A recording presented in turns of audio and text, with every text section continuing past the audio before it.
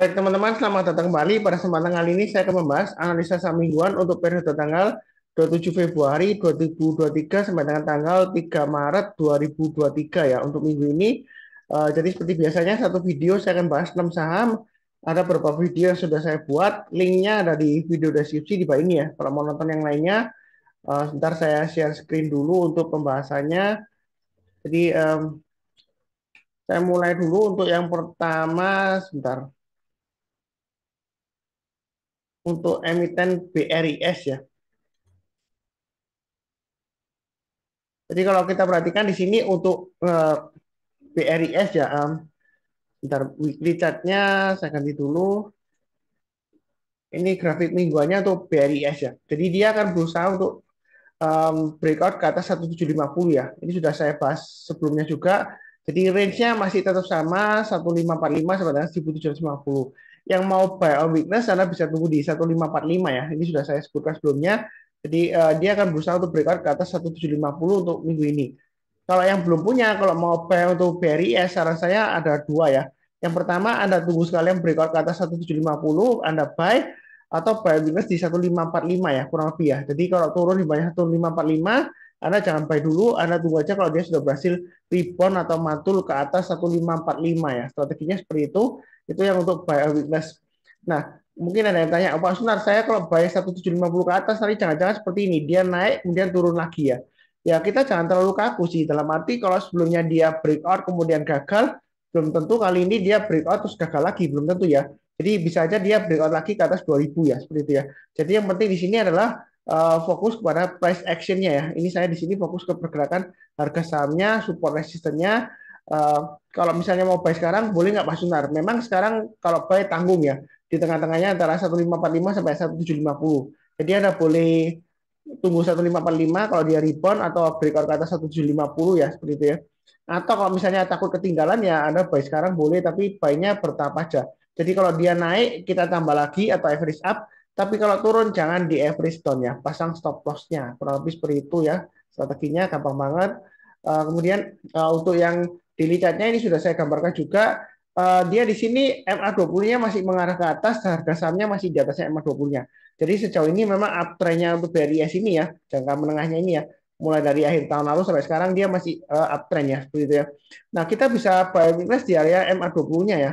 Ini kemungkinan besar nanti MA20-nya akan dites di 1545 ya. Jadi ketika dia ini masih naik lagi MA20-nya, kalau dia dipotong ke bawah, kita jangan langsung buy. Buy weakness di MA20 itu artinya kalau dia sudah berhasil memotong ke atas ya. Selama MA20-nya masih mengarah ke atas, atau kalaupun dia datar seperti ini ya, atau turun sedikit nggak apa-apa, tapi jangan terlalu tajam turunnya. Atau turunnya terlalu tajam berarti sudah downtrend ya. Jadi jangan buy on weakness di MA20-nya, nanti malah turun terus ya, seperti itu ya. Karena arahnya sudah turun ke bawah, apalagi kalau turunnya tajam.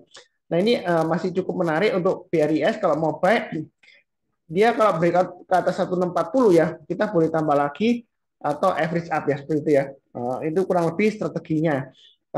Kalau mau buy-nya langsung ya. Jadi kalau naik ke atas 1640 kita buy atau average up, naik ke atas 1690 tambah lagi ya, seperti itu ya. Nah, di sini ada resisten terdekat ya, istilahnya checkpoint lah ya, seperti ya, 1745. Jadi kalau dia berhasil naik ke atas 1745, jangan ragu-ragu untuk tambah lagi atau average up. Target price berikutnya di 1900 dan 2000 ya. Jadi untuk BRIS ini masih cukup menarik. Kalau mau buy silakan. Yang sudah punya bisa pakai acuan trailing stop-nya atau stop loss-nya mulai dari 1580, 1545, maksimum di 1465 ya untuk stop loss-nya untuk BRIS. Ya kurang lebih seperti itu ya, cukup ya. Oke, berikutnya untuk Telkom, TLKM, Telkom Indonesia di sini kalau kita perhatikan dia sudah breakout ya, naik lagi ke atasnya di sini 4040 ya. Ini di sini 4010 sebelumnya high-nya ya. Jadi dia sudah berhasil naik ke atasnya. Yang ngikutin channel saya, video saya ini sudah saya gambarkan kalau dia naik ke atas 3960, Anda boleh buy. Jadi prinsipnya ikutin garisnya. Ini acuan untuk support resistennya untuk garis-garisnya. Target price terdekatnya atau resistennya sekitar 4200 sampai dengan 4250. Itu dari weekly-nya untuk TLKM ya. Nah, kalau dari daily chart-nya, kalau kita perhatikan di sini, Telkom dia bagus ya. Jadi seringkali memang ekor panjang ke bawah. Jadi kalau mau buy weakness, Anda bisa tunggu di area 4000. Artinya kalau dia turun lagi di bawah 4000, kita buy-nya kalau dia sudah berhasil naik ke atas 4000 ya. Atau pakai acuan 4040 ya. Jadi kalau dia koreksi, naik ke atas 4.000 atau 4.040 kita buy. Nah, kalau nggak dikasih kita buy high sell higher. Jadi naik ke atas 4.080 kita buy, target price berikutnya di 4.200 dan 4.300 untuk Telkom ya. Jadi kurang lebih uh, seperti itu ya. Kemudian saya akan sharekan mengenai tools yang saya buat sebelumnya ya, sebentar ya. Jadi mungkin yang belum kenal, saya ada buat tools mengenai alert ya. Jadi ini saya perlihatkan tools saya. Ini Sunar Saham Live Alert ya. Jadi linknya ada di video deskripsi bawah ini. Ini ada dua. Yang satu yang delay, ini yang free ya. Yang saya bagikan free, dia nggak lifetime ya. Jadi kalau saya lagi ada waktu, saya buatkan dari yang live. Karena ini versi free-nya, tapi masih bisa digunakan lah ya. Bagi yang mau pakai yang untuk acuan trading range-nya biasanya seperti itu ya. Kalau misalnya nggak mau ikutan join, nah kalau yang live ini alertnya live alert ya. Jadi real time. Begitu dia sesuai dengan kondisi algoritma yang sudah saya buat ya, dia akan mengirimkan alert ya. Ketika price-nya breakout ke atas. Jadi untuk TLKM terakhir ya, ini saya lihatkan ya. Ini dia sudah dibantu mulai dari terakhir ya 3850. Memang sebelumnya ya ini sudah ada alert 3.900 ke atas naik, tapi kemudian dia akan pullback ke bawah ya. Nah ketika dia naik lagi dia akan kirimkan alert lagi. Jadi bagi yang sebelumnya kena trailing stop atau jual entah itu kena stop loss atau gimana, nah ini ada acuan lagi untuk buy. Nah ini naik ke atas 3.900 tambah lagi average up. Kemudian terakhir ini dia sempat breakout ke atas 4.000 kan, average up. Jadi target price terdekatnya untuk berdasarkan algoritmanya itu 4120 dan 4280 untuk Telkom ya. Jadi alat ini ada beberapa feedback yang masuk ya, lumayan positif, sangat membantu banget ya. Karena kadang-kadang mungkin kita nggak sempat pantau market ya, daripada kita lihat running trade ya, running trade terus jalan-jalan gitu ya. Terus kita nggak fokus, ya susah kan kalau lihatin terus running trade. Ya ini live wallet akan memberikan informasi kalau uh, sudah saatnya mulai buy seperti itu ya. Ini cukup akurat dan cukup real time, kurang lebih seperti itu. Kemudian saya kembali lagi ke pembahasan materinya. Oh ya sekalian saya mau share untuk event yang akan datang ya.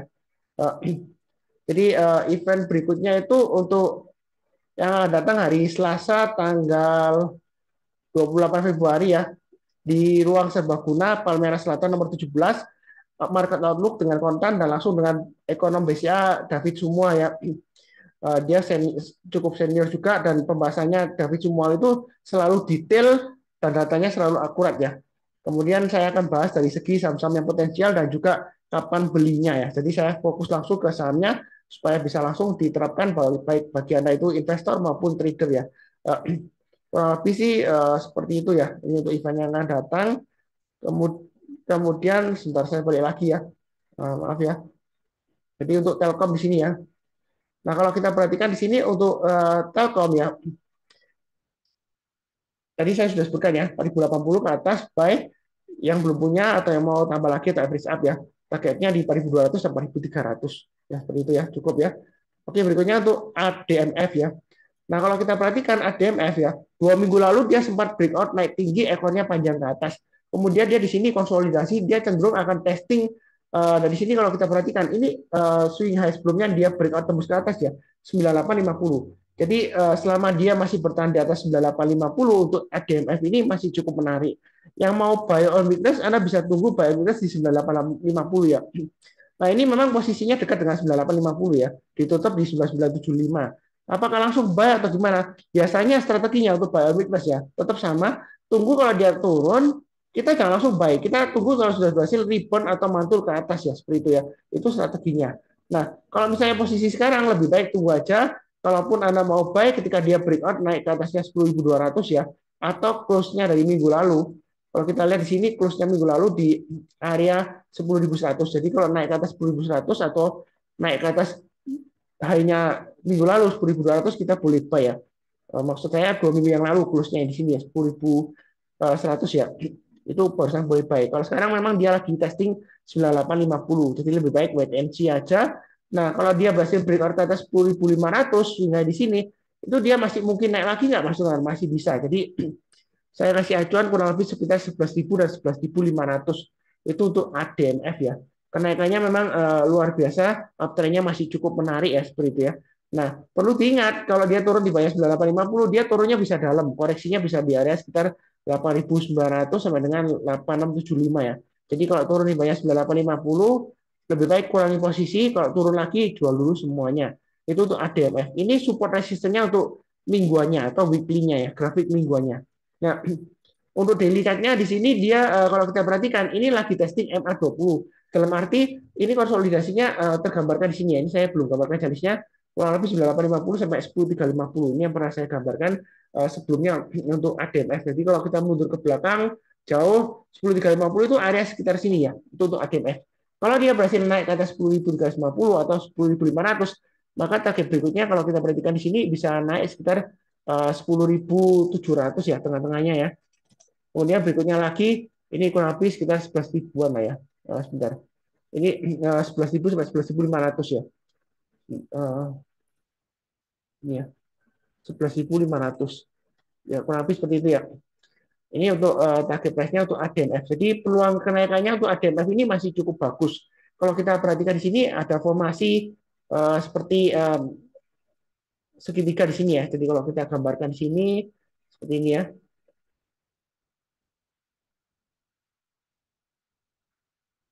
Seperti itu ya. Jadi kalau kita bermain seperti ini masih ada peluang untuk breakout ke atas ya. Jadi mau buy sekarang boleh aja buy-nya bertahap ya. Kalau dia naik kita tambah lagi atau average up atau tunggu sekalian perpotongan di MA20-nya ya. Ketika dia MA20-nya dipotong dari atas ke bawah, kemudian dia berhasil naik lagi rebound ke atas ya. Ya di sana kesempatan kita untuk buy ya. Jadi buy weakness di MA20-nya boleh karena ini sudah dekat ya. Kalau mau buy langsung boleh aja, tapi bertahap aja ya. Kalau naik kita tambah lagi, tapi kalau turun jangan di average down-nya. Pasang trailing stop-nya atau stop loss-nya. Itu saran saya kurang lebih cukup. Berikutnya untuk Akra. Nah, Akra di sini ini juga sudah saya bahas sebelumnya juga resistennya 1.400 ya sudah tembus ke atas, pas ditutup di 1.400 ya. Jadi trading range-nya untuk Akra ini lumayan rapi ya. Setiap pelipatan 100 rupiah ya. 1.300, 1.400, 1.500 dan 1.600. Walaupun di sini hanya sampai 1.580 ya. Tapi ya kurang lebih lah ya. Nggak bisa selalu pas 100% nggak bisa ya. Ini akurat juga ya. Nah, kalau kita lihat area buy weakness, Anda bisa tunggu di area 1.300. Ketika dia turun atau mendekati 1.300, kemudian dia rebound, di sana semuanya kita untuk buy. Nah, kalau yang mau buy sekarang memang nanggung ya. Dia lagi testing high di sini ya, 1425 ya. Jadi sekalian kalau mau buy high sell higher 1425 ke atas kita buy. Berikutnya breakout ke atas 1.500 tambah lagi atau average up ya. Targetnya sekitar 1.600. Itu untuk Akra. Tapi kalau nggak buru-buru, saran saya lebih baik buy weakness di 1.300 atau 1.200 ya. Itu untuk Akra. Kurang lebih seperti itu. Ini dari weekly-nya. Kemudian dari daily chart-nya kalau kita perhatikan di sini Akra ya. Ini masih cukup menarik. Target price berikutnya 1.500. Jadi untuk Akra ini terus terang aja saya masih punya ya untuk Akra ya. Average-nya saya di sekitar area sebentar saya lihatkan ya. Average buy saya untuk Akra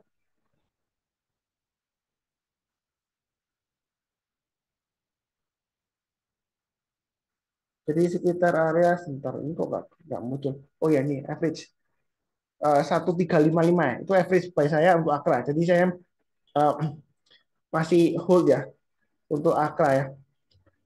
Jadi ini bentar. Kalau dia breakout lagi, Anda mau tambah lagi atau average up silakan ya. Pakainya 1.500 dan 1.500. Buy on weakness tunggu aja di 1.300. Yaitu yang mau buy on weakness kalau misalnya nggak berani tanggung ya di sini sekalian tunggu breakout atau buy on weakness. Ya kurang lebih seperti itu ya. Cukup ya strateginya untuk Akra. Oke, berikutnya untuk ESA.